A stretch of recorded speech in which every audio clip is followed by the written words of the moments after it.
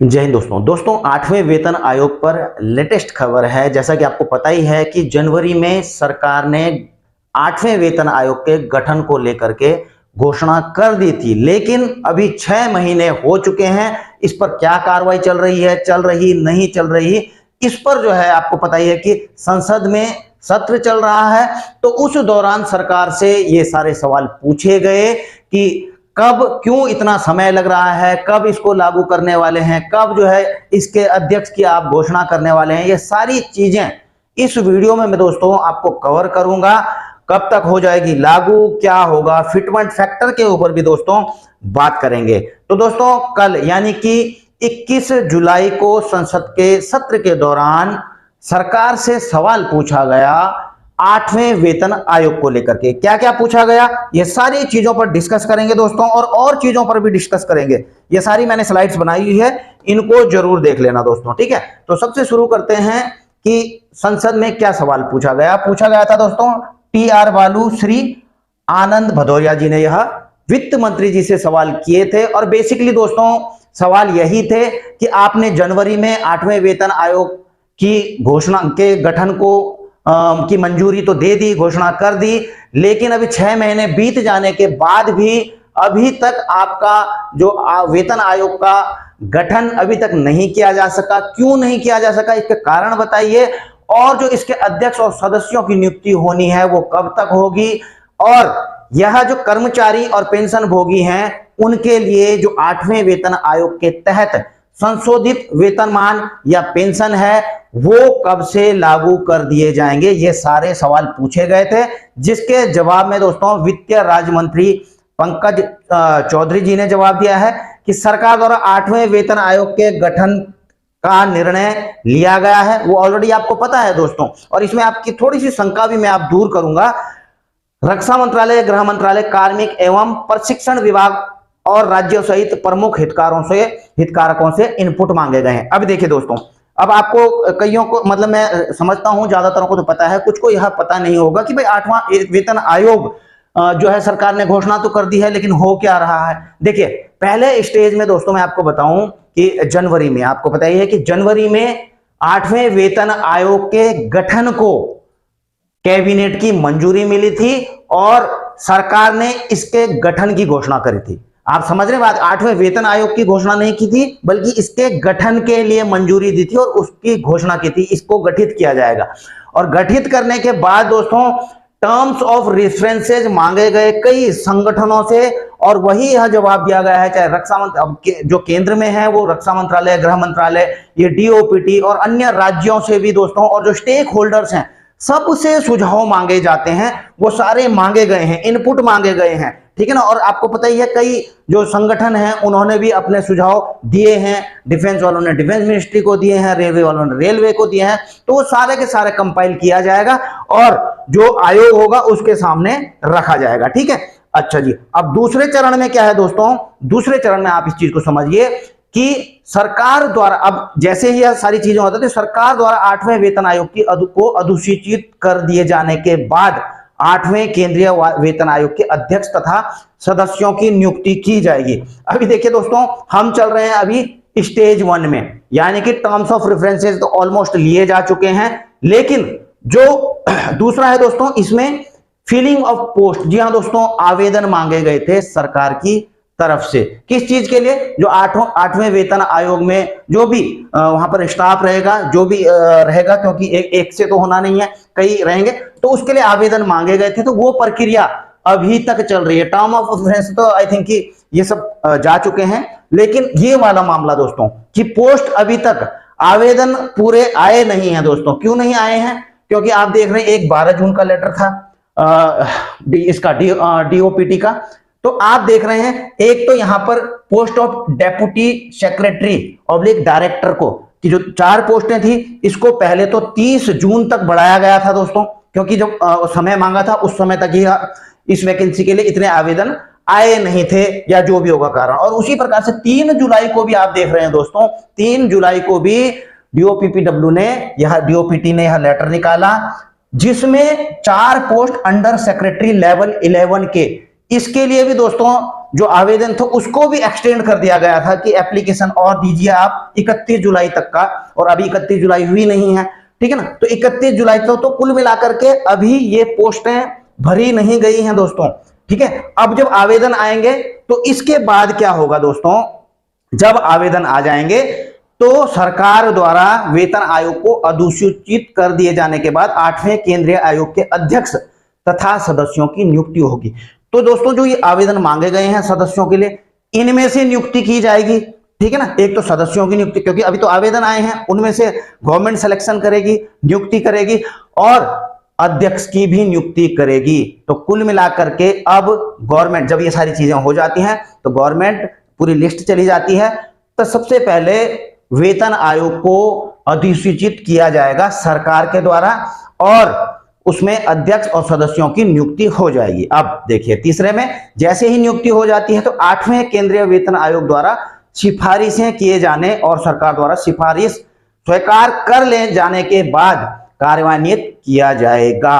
अब देखिए गठन हो जाता है, उसके बाद 8वां वेतन आयोग अपनी समय तो लेगा दोस्तों, 6 महीने, 8 महीने, 1 साल भी ले सकता है, कुछ नहीं बोल सकते, ठीक है ना, ज्यादा भी ले सकता है। तो जब वो सारा का सारा वो कर देगा दोस्तों, तो अपनी जो सिफारिशें हैं वो सरकार को सौंप देगा कि हमारी ये सिफारिश है, 8वें पे कमीशन में इतना फिटमेंट फैक्टर होना चाहिए, इतने अलाउंसेस बढ़ने चाहिए, ये होना चाहिए, वो होना चाहिए। तो सारी चीजें दोस्तों करने के बाद सरकार को जब सौंपेगी तो सरकार द्वारा स्वीकार कर, उसके बाद गवर्नमेंट दोस्तों कैबिनेट में इसको अप्रूवल मिलेगा, सरकार स्वीकार करेगी, उसके बाद होगा दोस्तों इम्प्लीमेंटेशन शुरू। तो आप इस चीज को समझ गए होंगे कि ये पहली स्टेज, अभी पहली स्टेज में ही चल रहे हैं, लगा लीजिए, अभी दूसरी स्टेज आनी बाकी है जो कि जल्द आ जाएगी आई होप, ठीक है ना। और तीसरी स्टेज आयोग की सिफारिश से सरकार द्वारा मंजूर और उसको किया जाएगा लागू, ठीक है। अब देखिए दोस्तों, तो ये मैंने आपको बता दिया। अब देखिए कुछ कमेंट्स भी चल रहे हैं इसी 8वें वेतन आयोग को, कल ही का कमेंट है दोस्तों, it will be implemented just before the 2029 election. देखिए कई बातें चलती रहती हैं, ठीक है, आप लोग भी करते हैं, हम भी करते हैं कि सरकार इसको इलेक्शन तक ले जाएगी, है ना, ताकि इलेक्शन में इसका बेनिफिट मिल सके। तो ये ऐसे अपने अपने पर्सनल कमेंट होते हैं, आप भी डाल सकते हैं, कमेंट डालने में कोई वो नहीं है, आप अपनी राय रख सकते हैं, ठीक है सुझाव। अब देखिए दूसरा कमेंट इसी प्रकार का आता है कि if the government delays the announcement until the 2029 election period they will have to offer a fitment factor of no less than 2.5। देखो फिटमेंट फैक्टर की भी बात है यहाँ पर, और कितनी कब तक आपको मिलने वाला है, यहाँ पर भी दो चीज हो रही हैं दोस्तों, ठीक है ना। अब इनका कहने का मतलब यह है कि अगर गवर्नमेंट इसको 2029 तक ले जाती है तो गवर्नमेंट को ज्यादा फिटमेंट फैक्टर देना पड़ेगा, वो भी किससे, 2.57, क्योंकि 7वें पे कमीशन में फिटमेंट फैक्टर क्या था, 2.57 था। और इनका कहना है कि 2029 तक ले जाती है तो 2.57 से ऊपर देना पड़ेगा। क्यों देना पड़ेगा, इसका रीजन भी इन्होंने लिखा है, 2.57 to 2.8 to gain public favour. जी हाँ दोस्तों, इलेक्शन में क्या होता है, सरकार को पब्लिक फेवर चाहिए होता है, जिसके लिए वो बड़े बड़े अनाउंसमेंट करती है। और इनका यह कहना है कि अगर 2.57 से ऊपर नहीं दिया तो ये पब्लिक फेवर में नहीं होगा, इससे नीचे अगर दे देती है government, however if they announce a figure closer to 2, अगर 2 के आसपास फिटमेंट फैक्टर देती है तो इट कुड बैकफायर पॉलिटिकली, तो इसका नेगेटिव इंपैक्ट चुनाव में पड़ सकता है सरकार के ऊपर। आप समझ रहे हैं दोस्तों, वैसे आप ये राय भी अच्छी है, आप खुद समझ सकते हैं, यानी कि जितना जल्दी करेगी कम भी दे देगी, चल जाएगा, भूल जाएंगे 2029 तक कि भैया कम दे दिया, लेकिन अगर जितना लेट करेगी उतना ज्यादा देना पड़ेगा। तो देखिए इनकी अपनी अपनी राय होती है। बाकी दोस्तों फिटमेंट फैक्टर को लेकर कई प्रकार की चीजें चल रही हैं, आप देख रहे हैं कई प्रकार के चार्ट मिल जाएंगे, इसकी इतनी बढ़ जाएगी, रिवाइज इतनी हो जाएगी, ठीक है ना, 2.86 मिलेगा। और इवन की दोस्तों देखिए फिटमेंट फैक्टर पे थोड़ा आगे बात करूंगा, ठीक है। अच्छा, सोशल मीडिया के बाजार में, मैं तो बाजार ही बोलूंगा, सोशल मीडिया या मार्केट में क्या चल रहा है फिटमेंट फैक्टर, कहीं 1.92, 2.414, 2.84, 3.14, 3.87, मतलब दुनिया भर के दोस्तों चल रहे हैं, ठीक है। अब आपका फिटमेंट फैक्टर आखिर होने कितने वाला है, ये तो ना हमको पता है ना आपको पता है, लेकिन एक अंदाजा जरूर लगाया जा सकता है दोस्तों।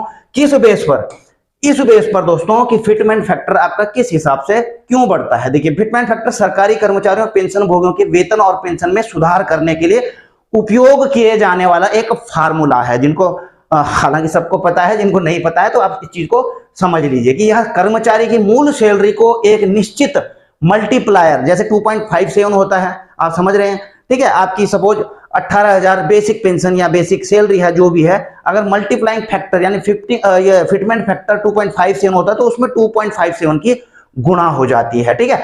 तो एक नया वेतनमान आपका बन जाता है या पेंशन बन जाती है। इसे हर वेतन आयोग की सिफारिशों के आधार पर तय किया जाता है। तो जो भी वेतन आयोग सिफारिश करेगा कि भाई इतना फिटमेंट फैक्टर होना चाहिए, तो आगे सरकार की मर्जी है, उतना ही रखे, उससे थोड़ा कम करे या उससे ज्यादा भी कर सकती है। ऐसा भी नहीं है कि वेतन आयोग ने इतने फिटमेंट फैक्टर दिया और गवर्नमेंट ने उसे कम ही कर दिया। जरूरी नहीं, ज्यादा भी कर सकती है, लेकिन लमसम वहीं तक रखती है, ठीक है, या फिर वो ही रखेगी, ऐसा कुछ है नहीं। और समय समय पर इसमें बदलाव किया जाता है। इसका मुख्य उद्देश्य कर्मचारियों की आर्थिक स्थिति को बेहतर बनाना और महंगाई के बढ़ते स्तर के साथ उनका क्रय शक्ति को बनाए रखना है। आपको पता ही है, ठीक है ना, डे टू डे महंगाई बढ़ती रहती है, तो ये सारी चीजें मेंटेन करने के लिए यह रखा जाता है। अच्छा, फिटमेंट फैक्टर कैसे काम करता है? वर्तमान वेतन का निर्धारण, सबसे पहले प्रत्येक कर्मचारी का वर्तमान वेतन निर्धारित किया जाता है, ठीक है।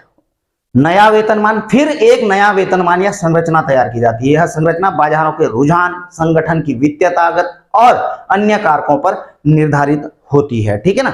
जो आपका फिटमेंट फैक्टर है वो एक चीज पर ही वो नहीं करेगा कि यार कोई मल्टीपल फैक्टर लगा दिया उसमें कि यार 2.57 दे दो, 2. इतना दे दो। ये सारी चीजों को जो है देखते हुए उसको उस हिसाब से बनता है दोस्तों आपका फिटमेंट फैक्टर, ठीक है। इसकी गणना, फिटमेंट फैक्टर की गणना वर्तमान वेतन और नए वेतनमान के संबंधित पद के न्यूनतम वेतन के अनुपात के रूप में की जाती है और फिटमेंट फैक्टर को कर्मचारी के वर्तमान वेतन से गुणा करके उसका नया वेतन निर्धारित किया जाता है, जैसे मैंने आपको ऑलरेडी बता ही दिया है, ठीक है। जैसे 7वें पे कमीशन में हुआ था कि सपोज आपकी 10,000 बेसिक सैलरी है, अगर 50 फिटमेंट फैक्टर 2.57 था तो 10,000 गुणा 2.57 यानी कि उनकी 25,700 रुपए हो गई थी। ये एग्जाम्पल के लिए है, ठीक है ना। अच्छा, इनके महत्व आप समझ ही रहे होंगे दोस्तों। फिटमेंट फैक्टर का महत्व जितना ज्यादा बढ़ेगा उतनी आपकी पेंशन और सैलरीज बढ़ेंगी।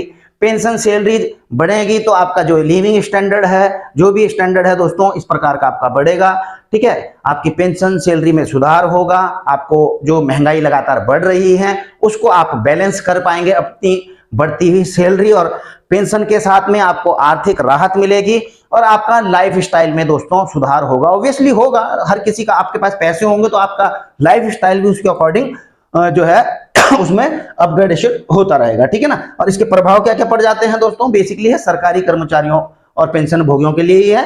तो वेतन में वृद्धि से जीवन स्तर में सुधार होता है और ये महंगाई बढ़ती लागत के अनुरूप आय प्रदान करता है, ठीक है। सरकार पर क्या असर होता है दोस्तों, ये भी समझ लीजिए। यह सरकारी बजट पर वित्तीय दबाव डालता है।